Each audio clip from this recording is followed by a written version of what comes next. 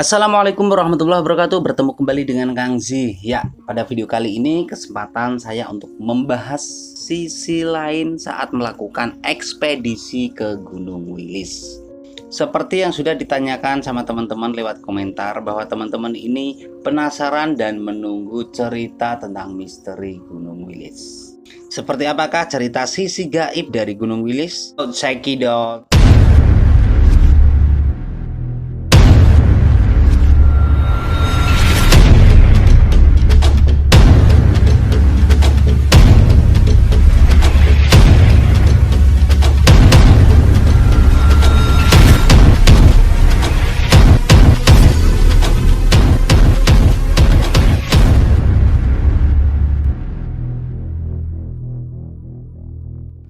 Jadi pada tanggal 24 dan 25 Oktober yang lalu, saya ikut acara ekspedisi ke Gunung Wilis. Dari ekspedisi itu banyak sekali hal-hal baru yang saya temui. Dan yang paling penting adalah saya dapat merasakan bagaimana rasanya naik ke Gunung Wilis. Ekspedisi Gunung Wilis yang kemarin ini juga ada beberapa teman yang menanyakan seberapa jauh bedanya dengan gunung yang lain. Oke, saya kasih contoh begini. Jika di sini saya membandingkan estimasi perjalanan antara Gunung Wilis dengan Gunung Lawu, itu jelas beda. Mungkin teman-teman pernah merasakan sensasi naik Gunung Lawu lewat Cemoro Sewu. Khususnya dari pos 3 ke pos 4 ini tanjakannya benar-benar menantang. Itu untuk Gunung Lawu. Sedangkan untuk Gunung Wilis sendiri, ini mulai dari pos 2 sampai puncak jalannya begini terus.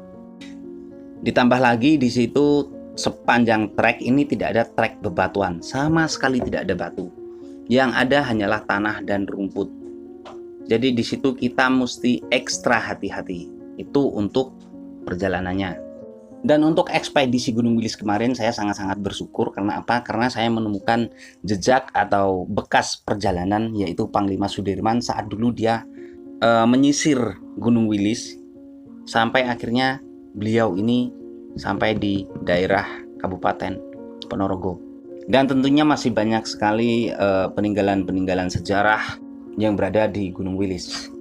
Saya yakin buat teman-teman yang sudah nonton video saya yang sebelumnya, kalau tidak salah itu ada sekitar 5 video, tentu teman-teman sudah paham seperti apa treknya menuju ke puncak Gunung Wilis, puncak Rogati. Di situ benar-benar menantang sekali. Karena apa? Karena dilihat dari area Gunung Wilis ini adalah gunung yang sangat lebar. Seperti yang tertulis di berita-berita, Gunung Wilis ini memiliki beberapa puncak, kalau tidak salah sekitar 9 puncak. Karena itulah Gunung Wilis ini sangat lebar sekali. Dan untuk ketinggiannya sendiri, ini lebih tinggi dari Gunung Lawu. Kalau Gunung Lawu itu 3.265, sedangkan Gunung Wilis ini 3.563. Di situ bedanya. Seandainya Gunung Lawu itu posisinya kerucut seperti ini, untuk Gunung Wilis ini lebih lebar sedikit, sehingga perjalanannya juga sedikit agak jauh. Itu yang menantang. Kemudian selanjutnya jika kita bicara tentang masalah gaibnya Gunung Wilis. Saya yakin dan percaya setiap gunung, setiap tempat pasti ada cerita gaibnya tersendiri. Jika dari video-video saya yang kemarin ini selalu mengangkat sisi gaibnya Gunung Lawu, ketika saya ke Gunung Wilis ini juga menemukan pengalaman baru tentang gaibnya. Sebenarnya gini ya teman-teman, untuk membahas sisi gaib dari Gunung Wilis, ini seharusnya saya tidak sendiri. Seharusnya ada Wahyu Subuh di samping saya, atau mungkin Fitrah, mungkin Alif, mungkin Anton Hahu, dan yang lainnya. Tapi mohon maaf buat teman-teman, hari ini kita belum bisa ketemu. Sebenarnya semalam kita sudah komunikasi, hanya saja belum dapat waktunya. Sehingga hari ini saya harus sedikit memberikan penjelasan ini sendirian. Sisi gaib Gunung Wilis. Dan untuk berbicara tentang sisi gaibnya Gunung Wilis, di sini ada beberapa versi. Karena masing-masing teman ini punya pengalaman sendiri-sendiri saat kemarin melakukan ekspedisi Gunung Wilis. Seperti contoh Wahyu Subuh, kemudian Fitrah, kemudian ada Anton di situ, kemudian ada yang lain, banyak sekali. Semua punya cerita masing-masing. Dan tujuan saya mengumpulkan mereka ini kita bahas agar benar-benar semakin meyakinkan. Tapi tenang saja teman-teman, mungkin setelah video ini kita akan berkumpul untuk membahas hal tersebut. Yang pertama, versi dari Wahyu Subuh. Seperti yang sudah dia tulis di halaman Facebooknya. Di situ Wahyu Subuh sudah menuliskan pengalaman gaibnya di saat melakukan ekspedisi Gunung Wilis. Di mana Wahyu Subuh ini di malam pertama, saat itu malam Sabtu. Karena kita melakukan ekspedisi itu hari Sabtunya. Dikarenakan Wahyu Subuh ini direkrut untuk menjadi panitia, sehingga pada malam Sabtunya dia sudah standby di base camp. Dan pada malam itu Wahyu sudah mendapatkan sambutan dari penunggu Gunung Wilis. Malam itu saat dia sedang tidur, dia didatangi oleh pertama sosok wanita yang menggunakan pakaian berwarna kuning dan selendang berwarna hijau. Karena ini adalah pendakian ke Gunung Wilis, tentu teman-teman sudah dapat menebak siapakah sosok tersebut. Ini sudah sangat terkenal. Kemudian berikutnya saat Wahyu ini sedang tidur di situ, dia didatangi oleh sosok laki-laki tua yang menggunakan pakaian serba putih. Di situ ada sebuah pesan untuk Wahyu Subuh. Dalam mimpinya ini Wahyu Subuh dipanggil oleh sosok yang menggunakan pakaian putih tersebut. Duk, kamu itu tidak seharusnya di sini. Kamu mencari apa di sini? Kalau tujuan kamu hanya silaturahmi, oke silahkan. Tapi tolong jaga teman-teman kamu. Mintalah teman-teman kamu untuk menjaga sikap dan perilaku. Saat itu Wahyu Subuh hanya bercerita kepada beberapa orang. Sayangnya saat itu pesan ini tidak dibahas oleh panitia. Sehingga dari beberapa panitia sendiri berikut peserta ini kurang berhati-hati. Apakah yang terjadi? Salah satu anggota baru saja mulai pendakian sudah mengalami drop. Wajahnya pucat, matanya benar-benar ada lingkaran hitam, seperti capek sekali. Itu adalah salah satu efeknya. Kemudian untuk sepanjang perjalanan Wahyu Subuh ini ternyata dia diikuti oleh beberapa sosok gaib. Dan tentunya sosok gaib ini juga sama persis dengan yang dilihat oleh teman-teman yang lainnya. Di saat kita istirahat di pos 3 dan mendirikan tenda di sana, bermalam di sana, Anton ini melihat sosok mata berwarna merah. Seperti apa cerita lengkapnya tentu saja nanti kita bahas dengan Anton, biarkan dia cerita sendiri. Kemudian untuk teman yang lain yaitu Fitrah. Pada hari Sabtu saat kita memulai pendakian, karena dia masih ada sedikit keperluan, Fitrah ini menyusul belakangan.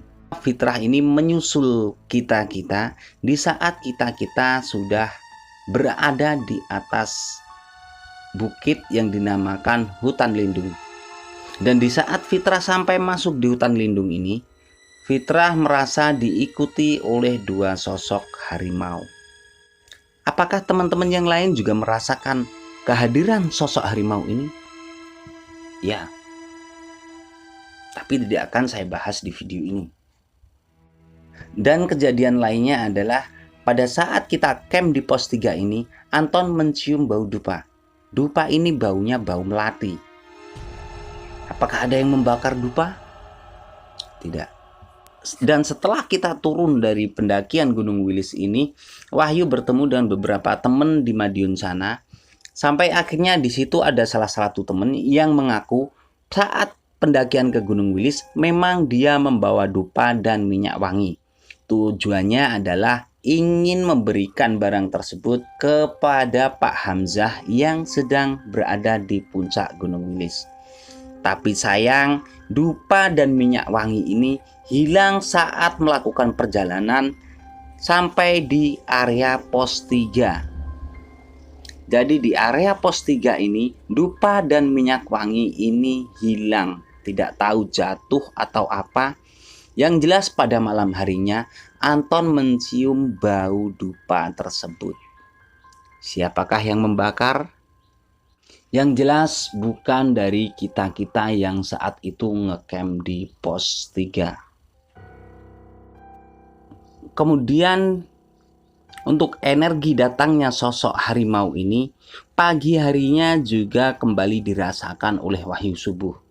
Seperti pada video yang sudah saya upload kemarin, saat saya bangun tidur pagi, ternyata Anton dan Wahyu ini sudah tidak ada. Sampai akhirnya saya pun menyusul, saya pikir mereka sudah berjalan ke atas, ke puncak. Saya pun menyusul berjalan sendirian ke sana.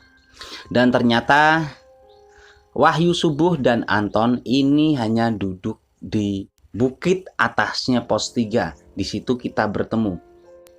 Disitulah di saat Wahyu Subuh dengan Anton sedang berbincang-bincang santai, Wahyu Subuh mendengar auman suara harimau. Apakah ini harimau beneran yang berada di tengah hutan? Tidak. Ini adalah harimau gaib. Dan dari semua cerita yang dialami oleh masing-masing teman saat melakukan pendakian ke Gunung Wilis ini, ada satu hal yang membuat saya tercengang. Apakah itu? Sepulang dari Gunung Wilis, ternyata diam-diam itu ada salah seorang mengikuti perjalanan kita ke Gunung Wilis. Saat itu beliau ada di rumah. Tapi apa yang beliau ceritakan kepada saya ini sama persis dengan apa yang dialami oleh teman-teman saat melakukan pendakian. Itulah yang membuat saya semakin yakin. Semua kejadian yang dialami oleh teman-teman, mulai dari bawah sampai atas, beliau ini tahu semuanya. Dan sosok apa saja yang mengikuti sepanjang pendakian kita, beliau juga tahu. Apakah karena orang ini sakti? Tidak. Semua atas izin Allah. Beliau bukan siapa-siapa dan di sini tidak akan saya bahas siapakah beliau tersebut. Yang pasti pesan positif dari beliau adalah Lain kali kalau ke gunung itu mbok ya permisi. Saat kalian melakukan pendakian ke Gunung Wilis kemarin, itu boleh dikatakan salah formasi. Orang yang seharusnya di depan sebagai penunjuk jalan, sebagai orang yang memimpin untuk permisi ke penunggu Gunung Wilis, justru ini tidak ada. Dia berada di belakang. lagi dan lagi inti dari pesan positif ini semua sama. Di saat kita ke gunung, kita ini sedang bertamu ke rumah orang. Selayaknya kita harus permisi, kita bersikap sopan, kita menjaga perilaku, dan yang lebih utama adalah menghormati tuan rumah. Buat yang penasaran dengan cerita detailnya masing-masing orang, silahkan tunggu video saya berikutnya. Saya Kang Zi, terima kasih. Wassalamualaikum warahmatullahi wabarakatuh.